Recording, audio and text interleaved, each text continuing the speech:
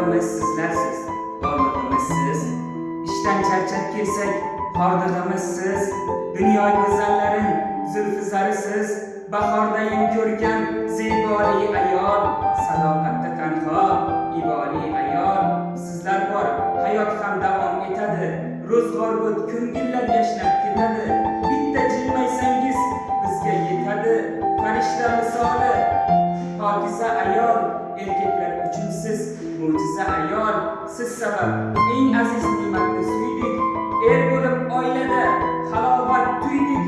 Goh sevib, gohida ranjitib qo'ydik. Lek rosti oftobning nurisiz ayol, aslida hammadan zo'risiz ayol.